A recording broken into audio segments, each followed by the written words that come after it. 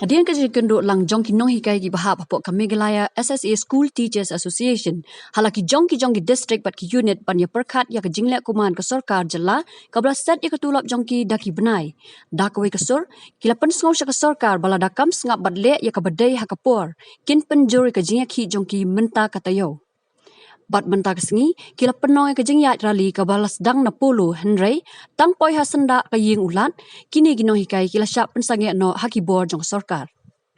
Hadin ka jingsyap pensange ban yach khamat ya ka rali u president ka Meghalaya SSA School Teachers Association ula pentip bana ka liang u menteri katanat pule puthi uba lakmen rumboi ula khot ban yakran menta kesengi.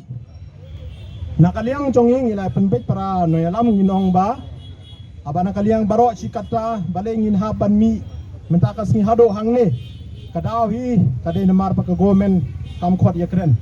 Okay, why we are here today? Because the government forced us to be here.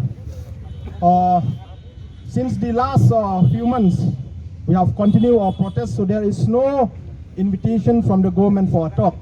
So as I've informed just now, few minutes back, we have received a message from the magistrate that the education minister invite us for a talk. So we as a leader, we have decided to go and meet him and let us see what he have to say from his end. Henry na kaliang ki Nonghikai kila penpau ka jing benniau ba ka jing bitar ha ka ju kapor ya ka jing lek kuman jong Sorkar jela kabla pensok sat ya ki Nonghikai bat penbor ya ki wat ban mi ya pat ba syasurak bat klat ru ialah ka jong ka kamram.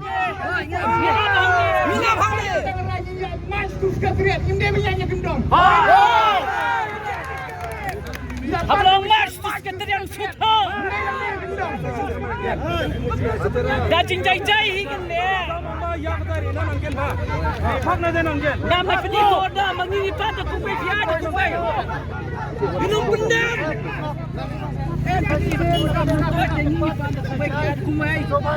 Lalu kimpen maklah makin ini pani kepada. Halo.